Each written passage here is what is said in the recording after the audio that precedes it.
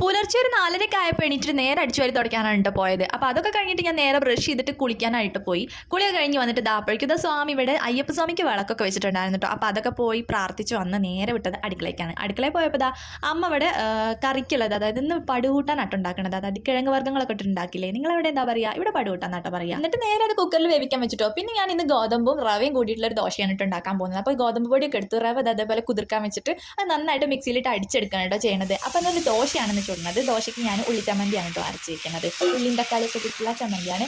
അപ്പോൾ ദോശ ചുടലൊക്കെ കഴിഞ്ഞ് ഒപ്പം ചോറിനുള്ളത് റെഡി ആയിട്ടുണ്ട്. അപ്പോൾ കറിയൊക്കെ റെഡി ആയിട്ടുണ്ട്. എനിക്ക് ഭയങ്കര ഇഷ്ടമായിട്ട് ഈ പടുകൂട്ടം എന്ന് പറയുന്നത്. ഒപ്പം കടല ഉപ്പേരി ഉണ്ട്, കൊണ്ടാട്ടമുളക് ഉണ്ട്, പപ്പടം വറുത്തതുകൊണ്ട് കേട്ടോ. അതാണ് ഇന്നത്തെ റെസിപ്പി എന്ന് പറയുന്നത്. നോലമ്പുകാലായ പിന്നെ ഇങ്ങനെയൊക്കെയാണല്ലോ. അതൊക്കെ കഴിഞ്ഞ് പുറത്തിറങ്ങി നോക്കിയപ്പോൾ നല്ലൊരു മഞ്ഞും വെയിലൊക്കെ കൂടിയ ഒരു കാലാവസ്ഥ, നല്ല രസമുണ്ടായിരുന്നു.